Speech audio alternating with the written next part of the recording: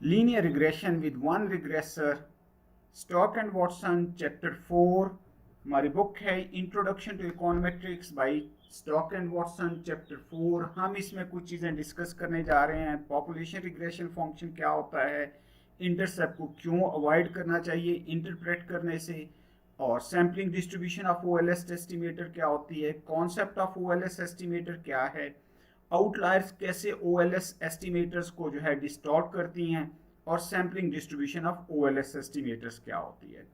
तो सबसे पहले आपको जैसे जस्ट स्टेटिस्टिकल इन्फ्लुएंस या एस्टिमेशन या कॉन्फिडेंस इंटरवल जो कॉन्सेप्ट्स हैं ये बिल्कुल वैसे के वैसे ही हैं जैसे हम मीन की एस्टिमेशन करते हैं, डिफरेंसेस बिटवीन टू मीन्स की बात करते हैं, प्रपोर्शंस की बात करते हैं, डिफरेंसेस बिटवीन प्रपोर्शंस की बात करते हैं।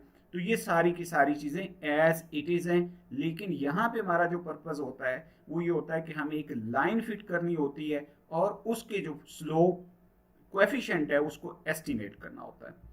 तो आप ये जो है वो एक वीडियो मेरी अपलोडेड है, आप इसको देख सकते हैं, concept of OLS using Excel. तो ये आपको बताएगी कि कैसे हम इंटरसेप्ट और स्लोप की बहुत सारी वैल्यूज पिक करते हैं so that sum of squares of residuals जो है वो मिनिमाइज हो जाए। तो ये आप चेक कर लीजिएगा। एट द मोमेंट देखिए तो आपके पास जो है वो रिग्रेशन इक्वेशन जो है, पॉपुलेशन रिग्रेशन मॉडल जो है वो आपके पास इस फॉर्म में लिखा गया।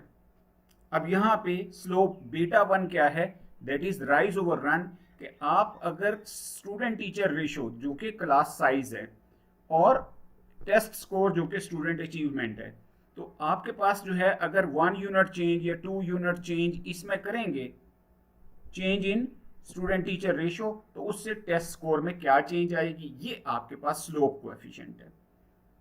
These are called population parameters or parameters because ये population characteristics को जो चीज़ represent करती है वो parameters होते हैं। parameters usually unknown होते हैं। तो parameters unknown है, parameters को estimate करने का method क्या होता है, parameters को estimate करने का जो procedure होता है वो ये होता है कि हम sample data लेते हैं और बीटा नॉट और बीटा 1 की वैल्यूज फार्मूला की हेल्प से गेस करते हैं। तो वो जो गेस होते हैं वो एस्टिमेट्स होते हैं इन पैरामीटर्स के, और जनरली हम उसको नेम दे देते हैं सैंपल करेक्टरिस्टिक्स को स्टेटिस्टिक्स। जैसे एक्स बार जो है वो पॉपुलेशन मीन म्यू का गेस है, तो वो उसके स्टेटिस्टिक्स है उस पैरामीटर की। एस स्क्वायर जो है वो बेसिकली सिग्मा स्क्वायर का गेस है। Beta not hate, beta not का बीटा 1 हेट स्लोप कोएफिशिएंट का गेस है।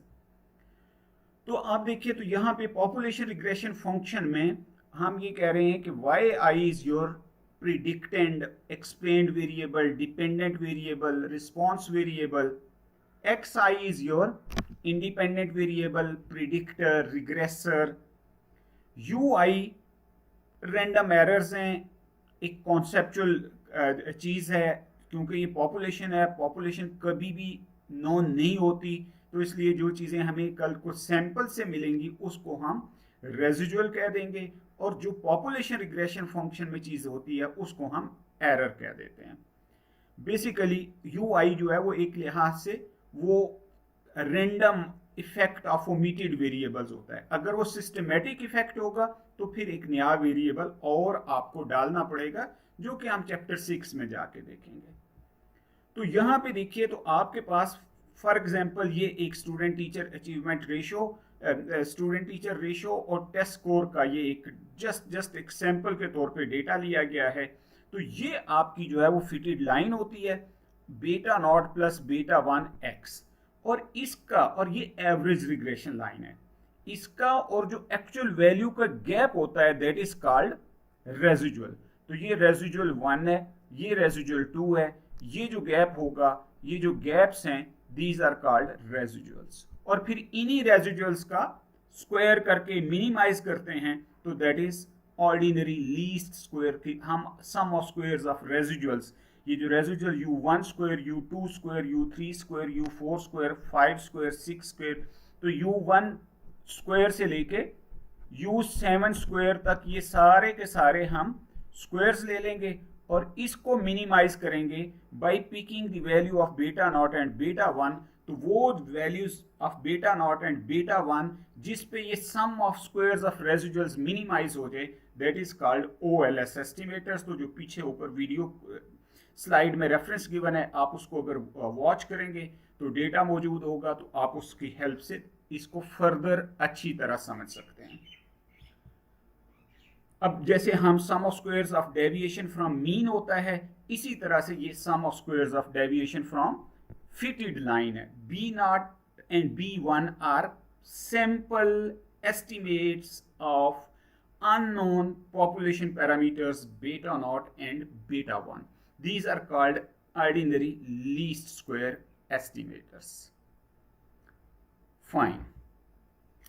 अब आपको पता है कि जो डेटा हमारे पास इस बुक में चैप्टर 4 में 5, 6, 7, 8, 9 डिस्कस किया गया है, हमारा क्वेश्चन ये है कि क्या क्लास साइज कम करने से टेस्ट स्कोर इंप्रूव हो जाता है।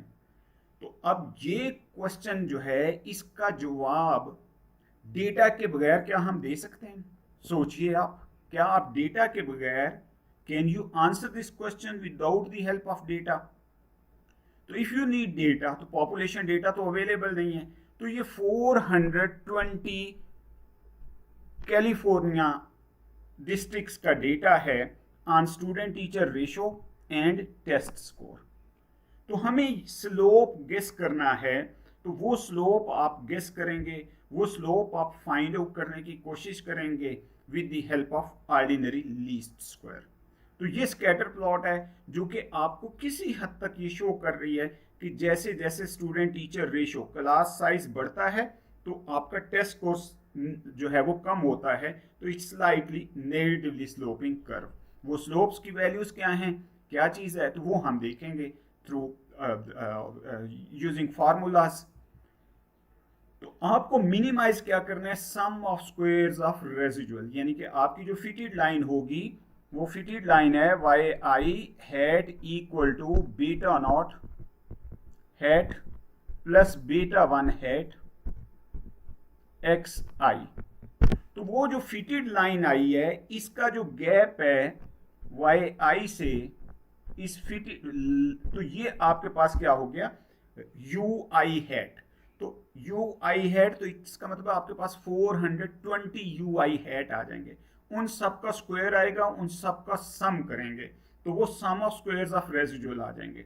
तो वो values of beta not and beta 1 जिससे वो sum of squares of residual आपका मिनिमाइज हो जाता है, that is called those estimators will be called OLS estimator, क्योंकि वो आपके सम ऑफ स्क्वायर्स ऑफ रेजिडुअल को लीस्ट कर रहे हैं, उससे कम वो हो नहीं सकता। तो ये slope coefficient we all know कि जी this is covariance between x and y and variance of x। तो SXY ये सैंपल के लिए SXY है, अगर पॉपुलेशन होता तो वो सिग्मा XY होता, divided by sigma x square की बजाय S स्क्वायर x है। तो ये बेसिकली स्लोप एस्टिमेट है, और ये आपके पास इंटरसेप्ट है y बार माइनस बीटा 1 x बार। इंटरसेप्ट आपको ये इंडिकेट कर रहा है कि आपकी लाइन को अगर x बार और y बार में से, मीन्स में से पास होना है, तो इंटरसेप्ट का होना जरूरी है। तो OLS की प्रिडिक्टेड वैल्यू क्या होगी, आप xi की कोई गिवन वैल्यू रखेंगे तो yi hat की जो वैल्यू आएगी वो आपके पास प्रिडिक्टेड वैल्यू आ जाएगी, और जो उससे जो आपके पास और जो फिटेड लाइन से गैप आएगा, ये फिटेड लाइन है, तो वो जो फिटेड लाइन से बाकी पॉइंट्स का गैप है वो क्या होगा, ui hat। ui hat residuals हैं और ui जो है वो एरर्स हैं। एरर्स एक हाइपोथेटिकल चीज है, जो चीज आपको मिलेगी वो रेजिडुअल्स हैं। तो जब हमने ये 420 डिस्ट्रिक्ट्स का डेटा, जिसमें टेस्ट स्कोर को स्टूडेंट टीचर रेशो पे रिग्रेस किया, जो कि हम स्टेटा में देखेंगे, मेरी कुछ शॉर्ट क्लिप्स मौजूद हैं, वहां से आप देख सकते हैं।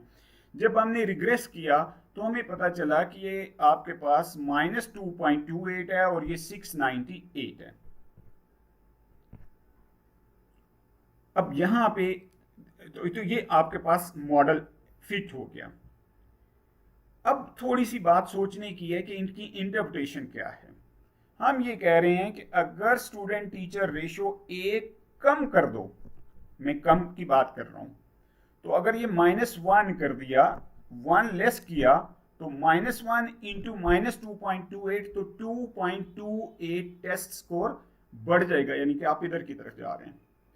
और अगर इसको 1 बढ़ा दिया तो 2.28 ऑन एवरेज टेस्ट स्कोर कम हो जाएगा। This is your slope coefficient. अब आपको ये देखना है कि जी ये इंटरसेप्ट यहां पे क्या कर रहा है। तो मैंने जैसे पहले भी स्टार्ट में भी कहा कि इंटरसेप्ट को आपको इंटरप्रेट करने से अवॉइड करना है। मैं नीचे एक वीडियो का लिंक गिवन है जहां मैंने 2 मिनट्स की एक वीडियो जो है बताया है कि इंटरसेप्ट को क्यों इंटरप्रेट नहीं करें। अब देखिए, आपने कभी क्लास साइज 0 ऑब्जर्व किया है? Answer is no.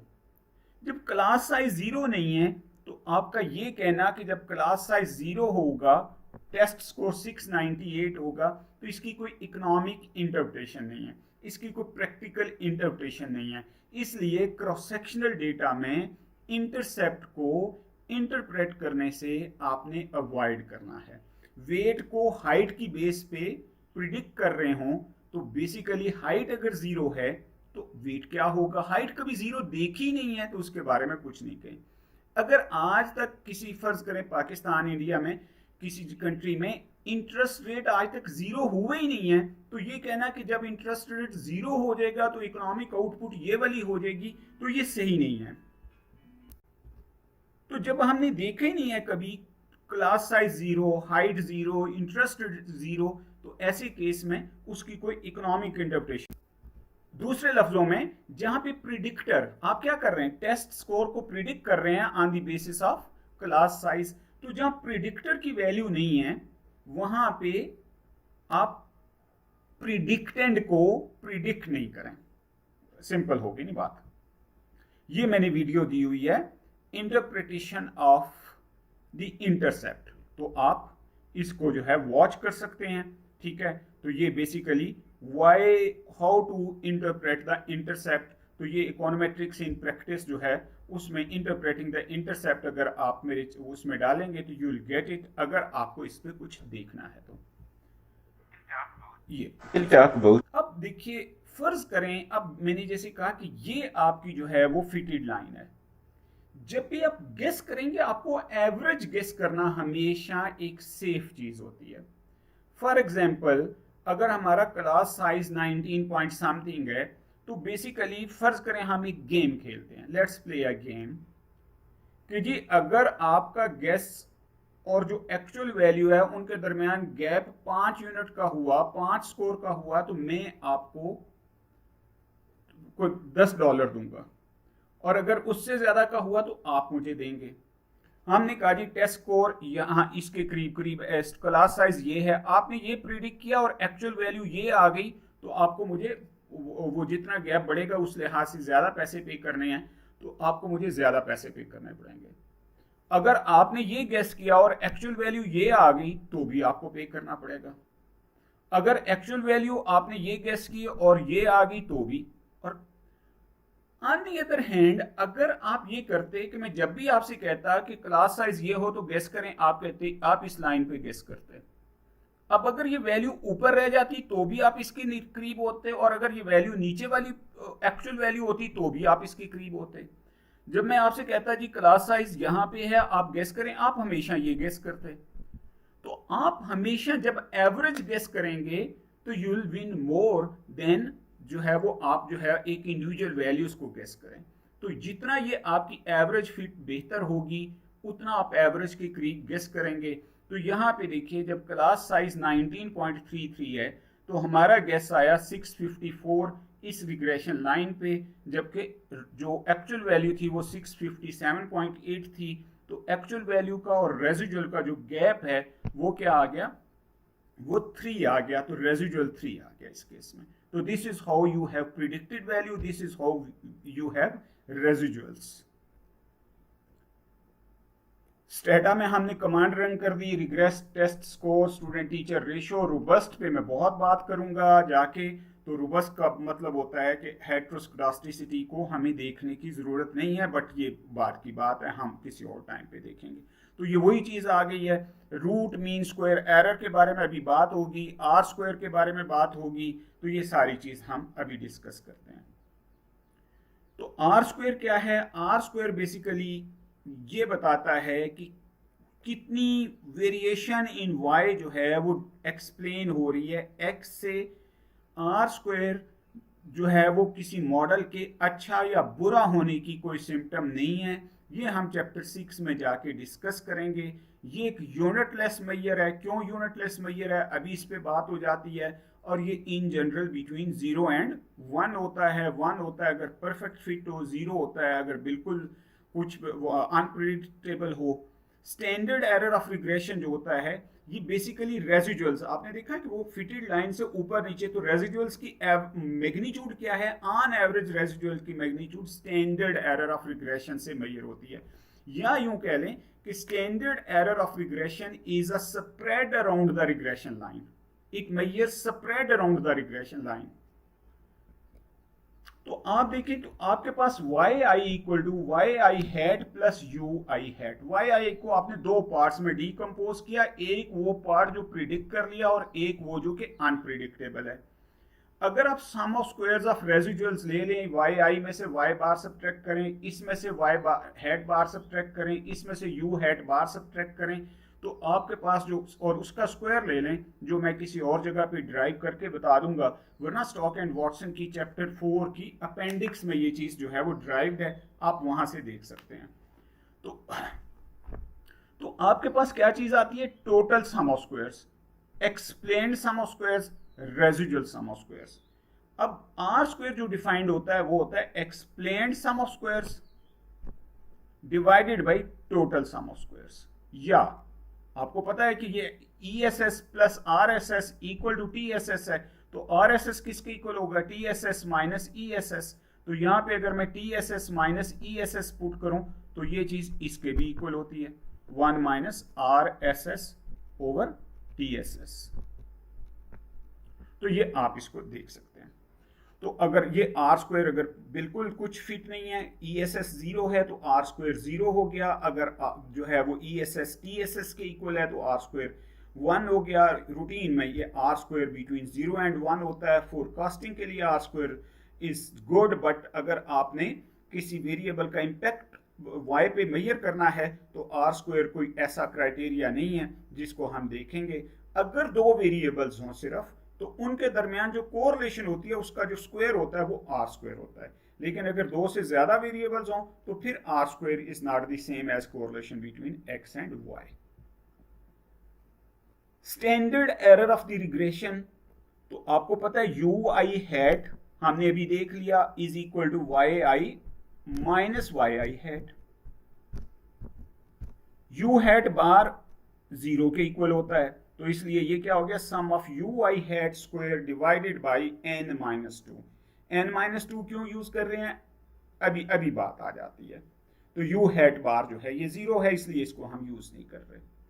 तो बेसिकली आप देखिए, तो जब आपने यू आई हैट कैलकुलेट किया तो आपने ये लिखा था Y I minus beta not hat minus beta 1 hat, sorry minus beta 1 hat x1 xi। तो ui क्या था? बीटा नॉट और बीटा 1 रिप्लेस हुए बीटा 1 हैट और बीटा नॉट हैट से। तो चूंकि आपने दो गेस यूज किए हैं इंस्टेड ऑफ पैरामीटर्स, तो आपकी 2 डिग्री ऑफ फ्रीडम कम हो गई। तो this is standard error of regression. लेकिन अगर आप सिर्फ u1 से लेके U20 तक स्क्वायर करते हर एक का 420 तक, अगर इन सब का स्क्वायर करते और ऐड करते तो वो बनता सम ऑफ यू आई स्क्वायर, और उसकी एवरेज ले लेते तो ये क्या बन जाता? मीन स्क्वायर एरर, और इसका रूट ले लेते तो रूट मीन स्क्वायर एरर। अब अगर तो n स्मॉल होगा तो n 1 ओवर n माइनस 2 और 1 ओवर n में फर्क आएगा। लेकिन अगर आपके पास n बहुत लार्ज हो जाता है, n इज 9000, तो आपके पास ये these are so close to each other कि स्टैंडर्ड एरर ऑफ रिग्रेशन और रूट मीन स्क्वायर एरर में एज सच कोई फर्क नहीं होगा। सो दिस इज n-2 से क्यों डिवाइड किया है, तो ये बात मैंने आपको एक्सप्लेन कर दी, आप इस स्लाइड को रोक के देख सकते हैं। देन आपके पास आ गया जी कि आपके पास r² 0.05 है, means 5% of the variation in test score is explained by student teacher ratio, class size. This is not, इस पे कोई ऐसा क्राइटेरिया नहीं है कौन सा r² बहुत हाई कंसिडर होगा, कौन सा लो कंसिडर होगा। क्रॉस सेक्शनल डेटा में r² यूजुअली बहुत हाई नहीं होता और टाइम सीरीज डेटा में बहुत हाई होता है। स्टैंडर्ड एरर ऑफ रिग्रेशन और r² को मैक्सिमाइज करना या स्टैंडर्ड एरर ऑफ रिग्रेशन को मिनिमाइज करना एक ही बात है, क्योंकि ये किस पे बेस्ड है, ये रेजिडुअल सम ऑफ स्क्वायर्स पे बेस्ड है। और r² क्या, 1 minus residual sum of squares divided by total sum of squares.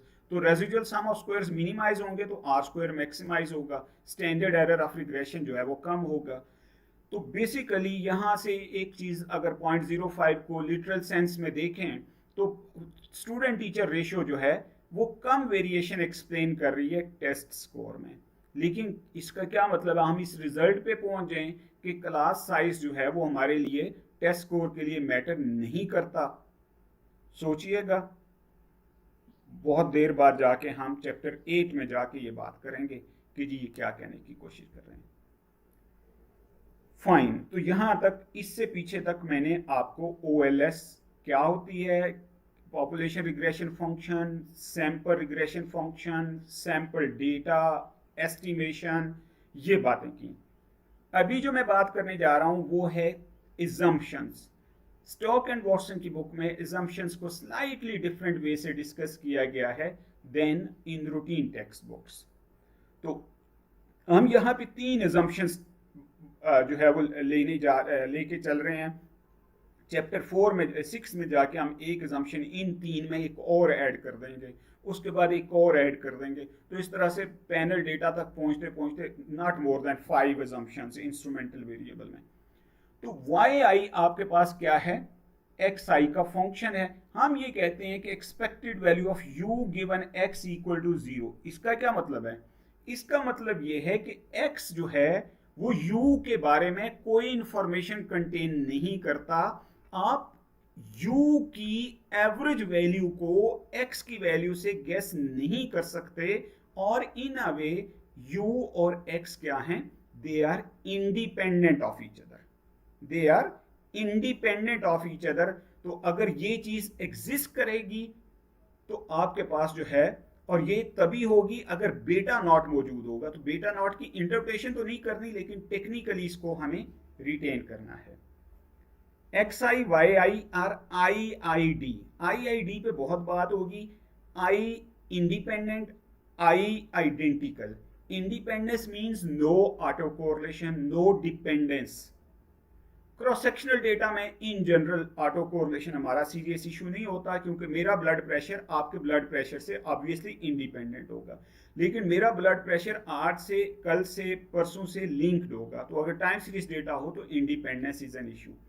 Identically distributed, identical का मतलब होता है होमोस्कडास्टिक, होमोस्कडास्टिक। अगर आइडेंटिकली डिस्ट्रीब्यूटेड नहीं होगा तो डेटा हेट्रोस्कडास्टिक होता है। तो होमोस्कडास्टिसिटी, हेट्रोस्कडास्टिसिटी को कैसे डील करते हैं, चैप्टर 5 में बात आ जाएगी, और बहुत सिंपल सोल्यूशन हम लेके चलेंगे।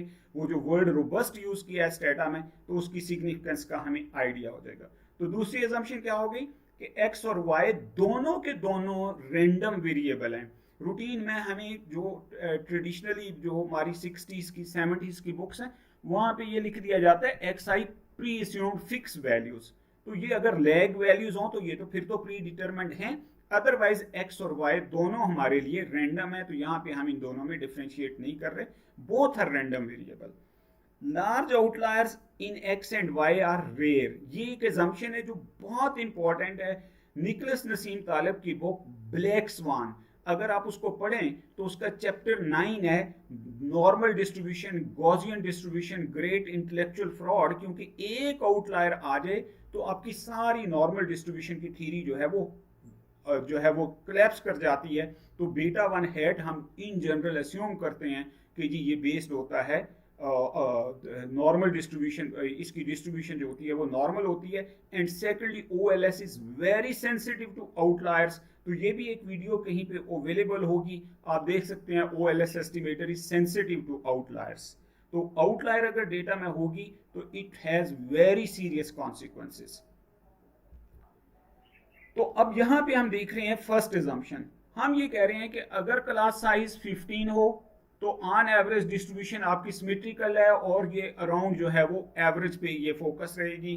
20 होगा, 25 होगा, तो you can not guess x from u। तो बेसिकली हम ये कह रहे हैं कि जी x and u are independent of each other.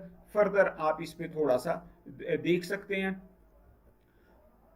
अच्छा, ये वैसे तो x और u इंडिपेंडेंट का मतलब एक होते हैं randomise control trials. Randomise control trials Banerjee and Duflo लोगों ने डिजाइन किए हैं, बहुत ज्यादा वाइड यूज में हैं। वो क्या है कि हाफ ऑफ द क्लासेस को हम स्मॉल क्लास बना दें, हाफ ऑफ द क्लासेस को लार्ज बना दें, और तो ऐसे केस में जो अदर फैक्टर्स अफेक्ट कर रहे होंगे y को, टेस्ट स्कोर को, तो वो u से u और x, सॉरी, जो आपके पास अदर ओमिटेड फैक्टर्स होंगे वो x को उस तरह से इफेक्ट नहीं करेंगे। अभी तो आप कहेंगे कि जी x जो है स्मॉल क्लास साइज और पेरेंट्स का ज्यादा पढ़ा लिखा होना, उनकी इनकम होना, ये सारे फैक्टर्स जो है x और u, तो वो u में हैं ये फैक्टर्स, तो इसलिए x और u कोरिलेटेड है। लेकिन अगर हम रैंडमली असाइन कर देंगे तो कुछ लोग पढ़े लिखे होंगे, कुछ लोग जो है उनके पेरेंट्स पढ़े लिखे होंगे, इनकम वाले ज्यादा होंगे, कुछ वो लार्ज क्लासेस में चले जाएंगे, कुछ स्मॉल क्लासेस में चले जाएंगे, तो u जो है वो x से इंडिपेंडेंट हो जाएगा। x है आपका क्लास साइज। तो जब आपने रेंडमली लोगों को डिस्ट्रीब्यूट कर दिया स्मॉल क्लास साइजेस और लार्ज क्लास साइज में, तो ये आप कर सकते हैं। But usually such type of control trials are not easy to conduct, and there are so many other things in social sciences कि हमारे पास ये लग्जरी नहीं होती, तो हम ऑब्जर्वेशनल डेटा से डील करते हैं। यानी कि हम सिर्फ चीज़ें नोट करते हैं कि किन स्कूल्स में क्लास साइज जो है वो, या एक ही स्कूल में क्लास साइज छोटे बड़े, और पूरे डिस्ट्रिक्ट में, पूरे आपके जो है वो सिटीज़ में क्लास साइज किस तरह से हैं। सो इसलिए हम इसको इस तरह से नहीं देख पाते, तो ये आइडियल कंट्रोल एक्सपेरिमेंट्स पॉसिबल नहीं होते, तो इसलिए हम हम ऑब्जर्वेशनल डेटा से डील करते हैं। तो वहां पे हमारी अजम्पशन है expected value of u given x equal to 0। दूसरी अजम्पशन x और y independently identically distributed random variables हैं। जब तक टाइम सीरीज डेटा नहीं है उसमें इंडिपेंडेंस वायलेट हो जाती है, उस वक्त तक हमें कोई इशू नहीं है, वी प्रोसीड विद दैट। तीसरी अजम्पशन जो इन जनरल जो है वो बुक्स में नहीं मेंशन, लेकिन वेरी इंपॉर्टेंट, और ये कह लें ये लेस देन इन्फिनिटी है, कि लार्ज, ये और x रेस्ट पर 4 है, ये y raised to the power 4 है, यानी कि फोर्थ मोमेंट की बात हो रही है। तो लार्ज आउटलायर्स जो है they are highly unlikely, otherwise आपकी OLS जो है ये बैठ जाएगी। आपको least absolute deviation method apply करना चाहिए। ये देखिए जी, अगर आपको मैं कहूं कि ये ब्लैक डॉट्स में लाइन फिट करें सर्कल वाले डॉट को छोड़ के, तो आप सारे मोर और लेस एग्री करेंगे कि ये वाली लाइन जो है वो बेस्ट फिट है। लेकिन जब आप इस डेटा पे लाइन फिट करेंगे, चूंकि ये एक आउटलायर पड़ी है, तो क्या करेगी ये आउटलायर इस लाइन को अपनी तरफ पुल करेगी, ताकि इसका ये जो वैल्यू है और इसका जो रेजिडुअल था उसका गैप कम हो जाए। क्योंकि रेजिडुअल का गैप इतना बड़ा है और जब इसका स्क्वायर होगा तो ये बहुत बड़ी वैल्यू हो जाएगी। तो टू ओवरकम दिस इशू वो क्या करता है, वो उस लाइन को अपनी तरफ पुल करता है।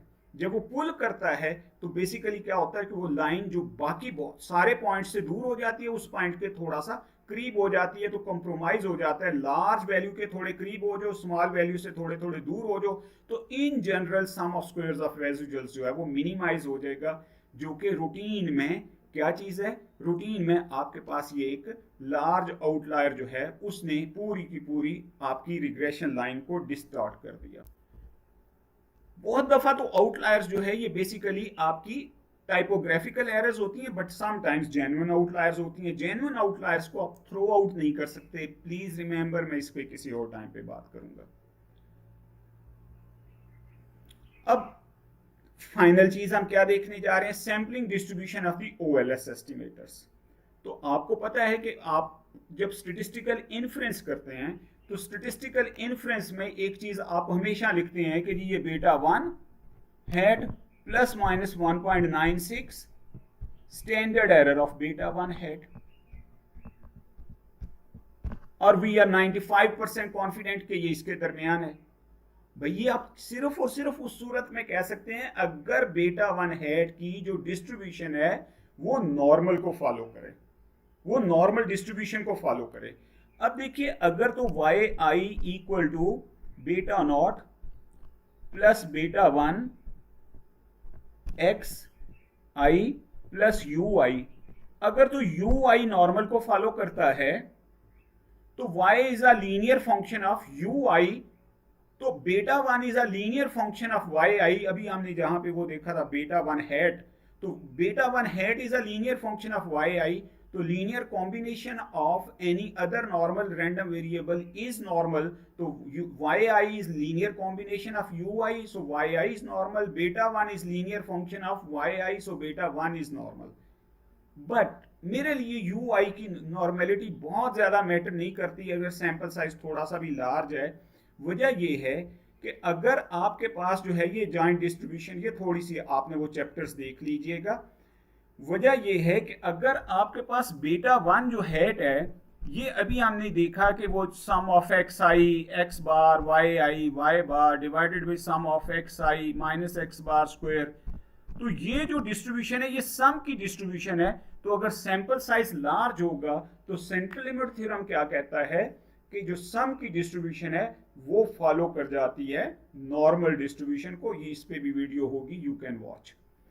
तो बेसिकली और जो है वो आपके पास बीटा 1 हैट की सैम्पलिंग डिस्ट्रीब्यूशन है, और अगर आपके पास expected value of beta 1 hat equal to beta 1 है तो OLS is unbiased. What does this mean कि अगर हम बहुत सारे सैंपल्स लें, हर दफा बीटा 1 कैलकुलेट करें, तो उस बीटा 1 जो आपके 1000 बीटा 1 कैलकुलेट होंगे जो हर दफा डिफरेंट सैंपल लेने से, उसकी अगर एवरेज करें तो वो ट्रू पैरामीटर के इक्वल होती है। ये स्टेटिस्टिकली बहुत इंपॉर्टेंट कॉन्सेप्ट है, प्रैक्टिकली इसकी कोई सिग्निफिकेंस नहीं है क्योंकि in real life we have only one sample. तो sampling distribution of OLS estimator जो है, मैंने जैसे कहा कि अगर UI नॉर्मल होगी तो वैसे ही नॉर्मल है, UI नॉर्मल नहीं हो, सैंपल साइज लार्ज हो, तो भी ये नॉर्मल को फॉलो करती है। तो ये बेसिकली आप देखिए तो वाई आई इसके वाई बार इसकी एवरेज ली तो वाई बार बन गया, यू बार 0 है, तो ये आपके पास स्लोप एस्टिमेट होता है। तो अब आप अगर इस वैल्यू को यहाँ पे प्लगिंग कर दें तो ये आपके पास रिजल्ट आ गया, नीचे डिनोमिनेटर सेम है, ये आपने इसको यहाँ पे रिप्लेस कर दिया। आपने इसको जो है वो करके देखना है, करना है। मैं इसकी मैथमेटिकल डेरिवेशन में जाऊंगा तो मेन कॉन्सेप्ट हमारा मिस हो जाएगा।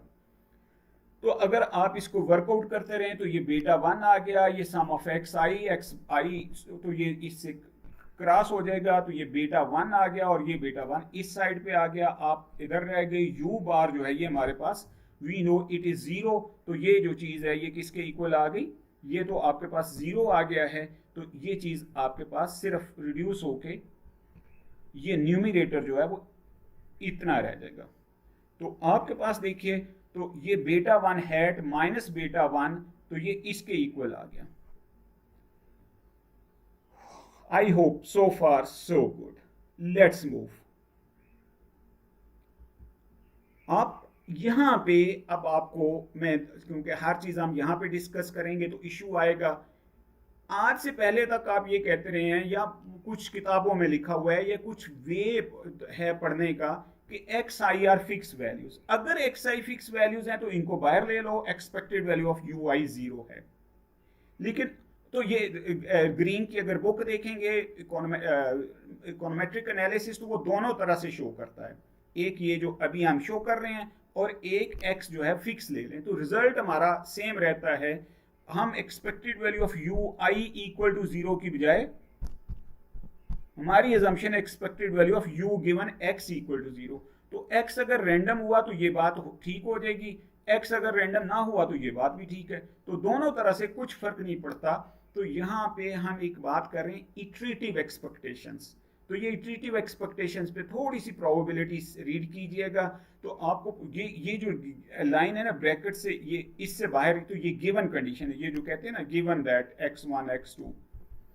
तो यहाँ पे आपको ये डेरिवेशन मिली कि ये 0 है। तो इसका मतलब है अगर ये 0 है तो expected value of beta 1 hat minus beta 1 equal to 0। तो expected value of beta 1 hat equal to beta 1 OLS estimator is an unbiased estimate.